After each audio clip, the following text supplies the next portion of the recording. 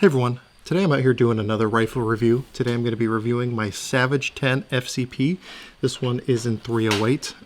As you guys may have seen, I've done another review on one of the cheaper Savage rifles. That went, well, you know what, I'll just let you watch that video. But needless to say, I wasn't overly impressed by that rifle, at least with my personal experience. I know my experience was unique, but nonetheless, that was my experience. This one has been a much more positive experience, as I'm sure you would expect from a more expensive rifle. So today I'm going to be breaking down basically what I think of this rifle, some of the pros, some of the cons, and what I think this rifle is well suited for. I'm going to go over how I have this thing set up and then how well this thing has been shooting so far. As you may be able to tell from the front of the rifle, I've been shooting this thing both suppressed and unsuppressed with a couple different muzzle devices, as well as just with a stock thread protector that comes with it. And I'll just kind of give you an overview of all my experiences so far, show you some group sizes, and hopefully let you make up your mind as to whether or not you want to invest in a rifle like this. So with all that said, let's go ahead, bring you in a little bit closer and show you some of the specifics of this rifle. Okay, so I'm going to go ahead and start from the back and work my way to the front, just kind of walk you through what I have already attached to this rifle and some of the things that I've added to it. So you actually have a really nice recoil pad back here. It's really spongy, makes it very comfortable to shoot, even for extended periods. Even when I had just the standard thread protector on the muzzle, which obviously is going to slightly increase recoil without a break or anything, it felt really comfortable shooting this with this recoil pad. One of the first things you probably noticed was the stock pack here. This is the Bals Mark II from SKD Tactical. You know, it seems to be working okay. I'm still not 100% sold on it. We'll be doing a dedicated review to it in the future, but just letting you know what it is. Now, underneath this, what I did was I took some yoga mat and cut it up from one of the many times I told myself I was going to start doing yoga, but never did. So I cut up the yoga mat and put it basically on top of the cheek rest, and then wrapped it in this camo foam fabric wrap.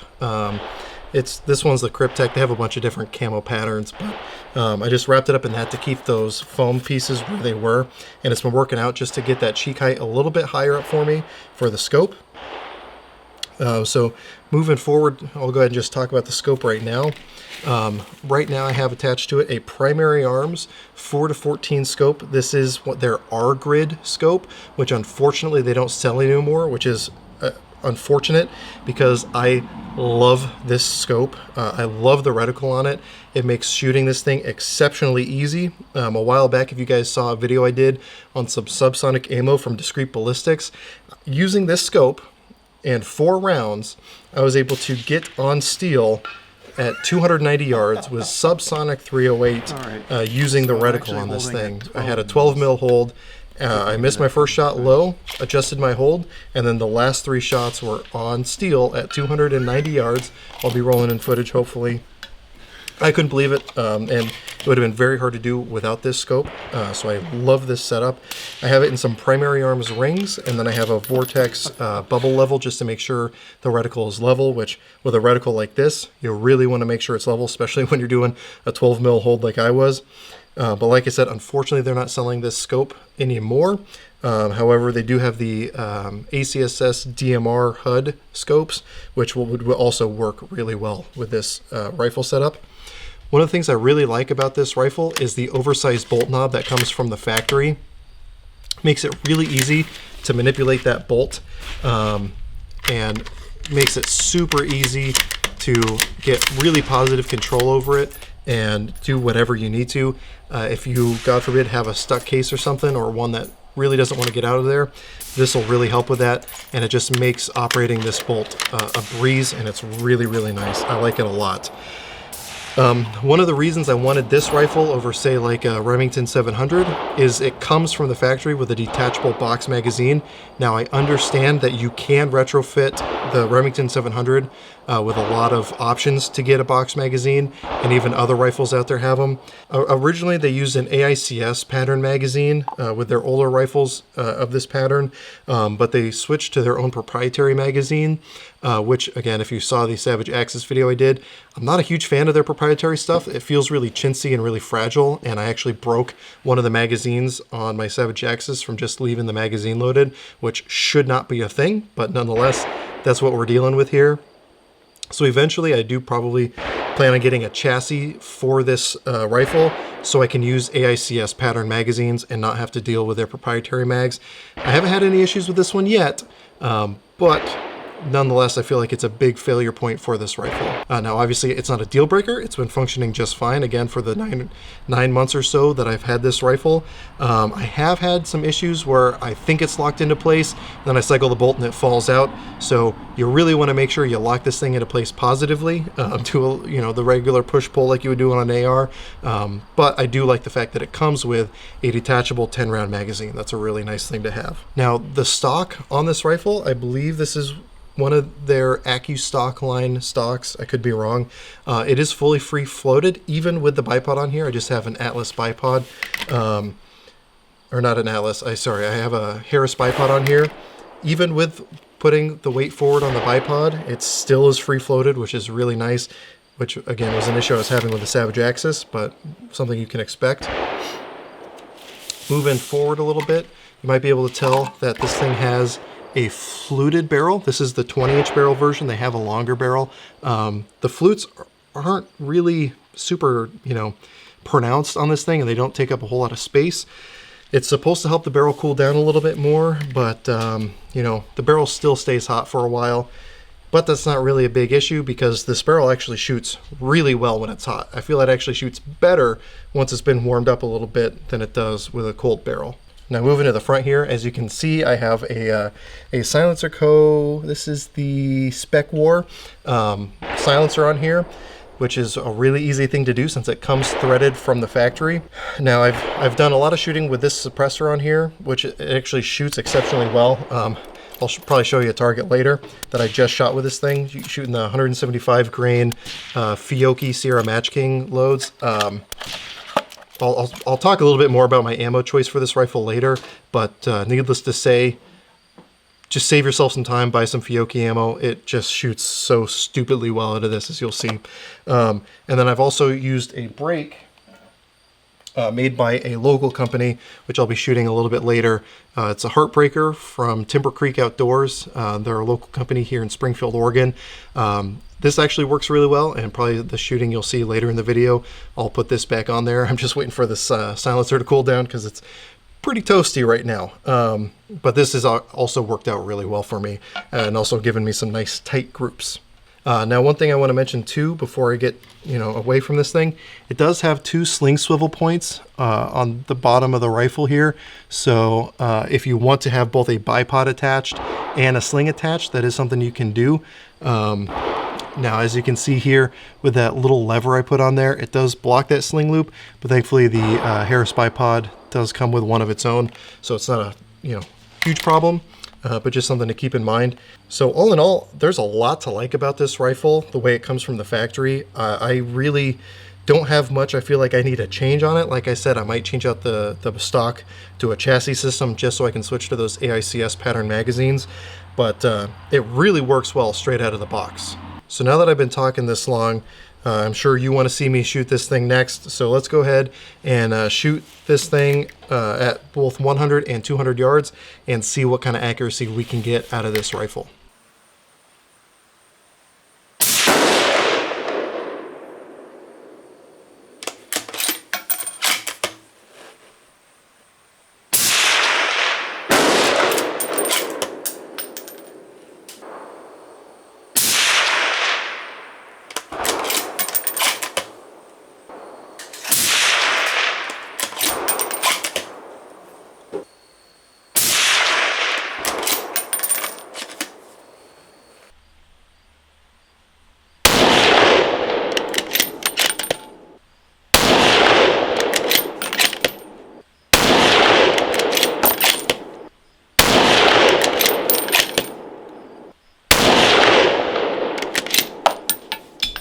All right, so let's go ahead and go over the results that I got just now from shooting. Now, currently, I'm only shooting out to 200 yards, partly because that's what I have readily available to me, and partly because I feel like anything beyond that, I mean, even out to 200 yards, it's more showing the ability of the shooter as opposed to the rifle, and I really wanted to show what the rifle is capable of, not what I'm capable of.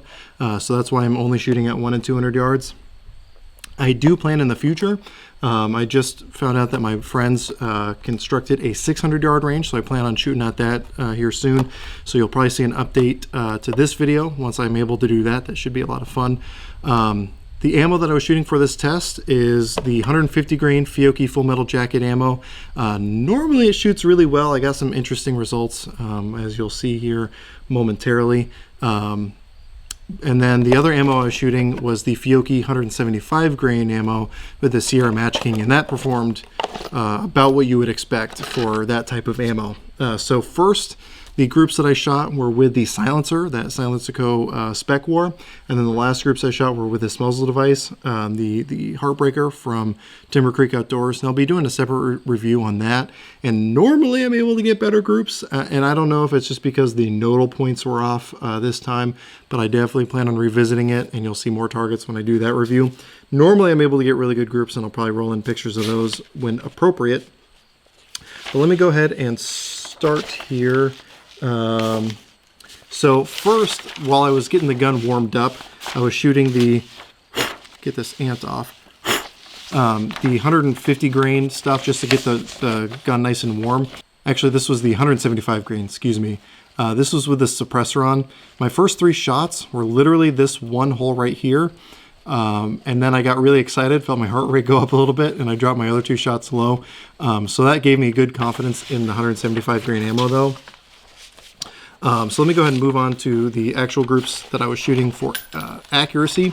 Now I noticed a weird thing. I was shooting 5-shot groups, and the first round from each group seemed to go a little bit high into the left, and then the rest of them stayed a little bit more consistent, which you'll probably see reflected in here. Real quick, before I even get to this group, these shots were from a previous target while I was getting the gun nice and re-zeroed with that ammo. So this was from the above target, so ignore those. First group I shot right here, again, first round is a little bit higher to the left, and then these other 4 here were right around an inch. So not too bad there. With that first shot, we're looking at probably about 1.5 inches. Here again, you can see that first shot a little high into the left, and then you got 3 rounds touching right here. And then this one right here, this is probably 3/4 inch right here. And then the last group that I shot with that silencer with 100, oh, these are all the 175 grain ammo, by the way. Again, high into the left for the first shot, and then these 4 shots were all touching probably right around 1/2 inch, maybe even smaller if we're doing center to center. So I'm happy to say that this is a 1 MOA gun. It's definitely capable of that. Again, I had the wonky first shots going off. I'm not an expert enough to know what could specifically contribute to that, but nonetheless, those are results I'm happy with. Then I switched to the 150 grain ammo, still with a silencer.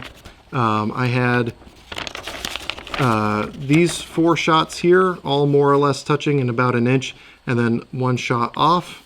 I have these 4 shots right around just over 1 inch, and then this one opens it up to about 2 inches, and then same on this group right here. So it definitely likes the heavier bullets more, and it likes the Sierra Match Kings more, which is to be expected, but still really respectable groups from affordable 150 grain ammo. These were the 100 yards. Let me find my 200 yard target. So my first group, I had a really weird point of a much bigger point of impact shift than I was expecting. So I was aiming up here, and the group was down here. These 4 are right around 1 inch, and then the one flyer off here opens it up to probably just over 2 inches. So 2 inches for the full group at 200 yards. We're still looking at about 1 MOA, but especially when you just take into account these 4, definitely sub MOA. And then I changed my point of aim for these ones to above the target, so I had a much less consistent point of aim, and so the group opened up considerably. So that is on me for sure. So like I said, I would definitely feel comfortable calling this a sub MOA gun easily once you find the right type of ammo for it, which again, this thing really likes those 175 grain Sierra Match Kings loaded up by Fiocchi. And real quick, I want to say thank you to Fiocchi Ammo. They did supply the ammunition for this test.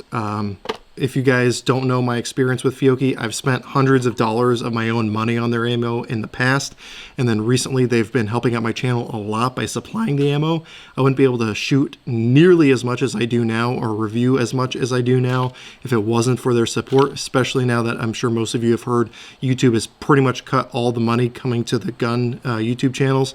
So I really appreciate their support. And again, I think the results of their ammo speaks for itself. I really couldn't be happier with it. Now, one thing I want to mention as well, the AccuTrigger obviously is adjustable by the end user.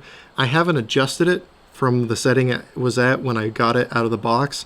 I'll have to check with my trigger pulse gauge once I get home, but I want to say it's probably just under 3 pounds if I had to guess, but I'll put what the actual weight is of it here.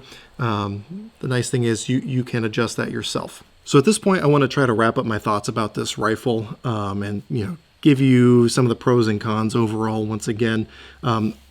Other than the weak points of these magazines, I don't know if you noticed this, and I'll try to roll in some footage real quick.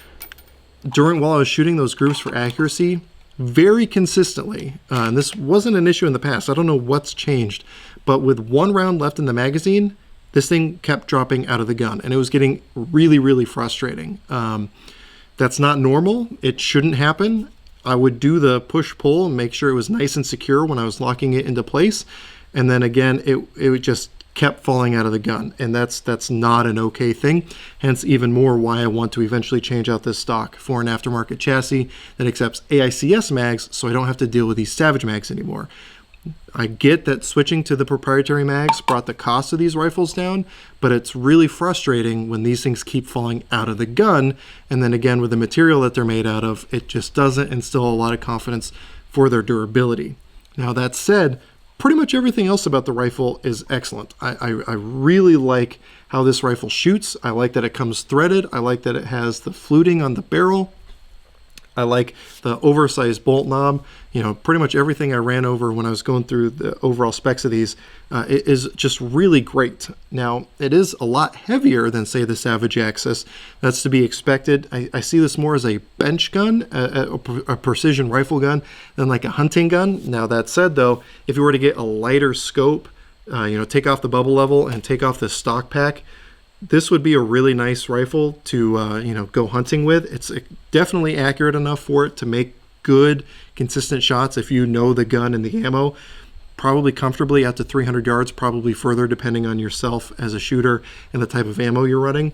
But it's a really great rifle. If you're wanting to get into precision rifle shooting and you don't want to spend a whole bunch of money, you can easily get the rifle and the scope for under $1,000, and that's really hard to beat with this type of setup. Now, I don't know off the top of my head how much money I'm into this thing, but probably right around that $1,000 range, especially when you include the stock pack and a muzzle device. But really, for what you're getting at that price, I don't see you being able to beat it. Now, one thing I want to mention really quick, if you saw my Savage Axis review, you know that I had a lot of issues with the mounting stuff from the factory. And I know it seemed to piss people off that I would test a rifle as configured from the factory, but I did that with this as well without actually checking the torque on the scope mount here, because the scope mount is included from the factory. And sure enough, it was loose from the factory. Now, I know a lot of people, again, will get upset that I would actually bring that up, but in my opinion, if something is installed from the factory, it should be good to go. I shouldn't have to do any work on it from the factory. But if you get one of these, I highly encourage you to go ahead and take the mount off, add some thread locker, and properly torque it, because it did come loose from me right off the bat, which again I expected, and I was much more prepared for this time than I was with my Axis. But you can decide if that's a big deal for you. But again, I think that if something comes installed from the factory, it should be good to go. It was not the case with this scope rail, so that was not super comforting. But again, the rifle did prove itself over time to me. So, I guess to kind of sum everything up, if you're looking for a good budget bench gun, you're going to be hard-pressed to do anything better out of the box than something like this. Now, obviously, if you want to go ahead and totally custom spec out your gun, there are some other options out there that'll probably be better, because the aftermarket isn't as plentiful for these as, say, a Remington 700.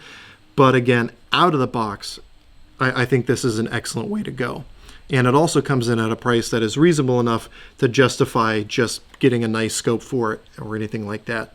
Again, unfortunately, these scopes are no longer sold from Primary Arms. You could probably find a used one, or if you go with like their ACSS DMR HUD reticles, that'll probably serve you really well also. Or if you just want to go with a totally different brand in general, that's okay. And for what it's worth, I did pay full retail price for this scope. So I'm not, that is my genuine opinion on this scope. So with all that said, if you have any questions, comments, or concerns, go ahead and throw those in the comment section down below. If you have experience with these rifles, definitely let me know. These rifles have been made for quite a while. So, and they have the older models with like the digital camo stock and the AICS style mags. But other than the magazine, I really think this is a great direction to go. And of course, obviously, like I said, there are chassis systems available. So if you want to upgrade and get away from these really kind of crappy magazines, that is going to be an option for you. If you have recommendations of other rifles that you want to see me try to review, I can definitely see what I can do about getting a hold of those. And again, if you have experience with these, please let me know so that people who are looking at the comments can get as much of a variety of opinion as possible.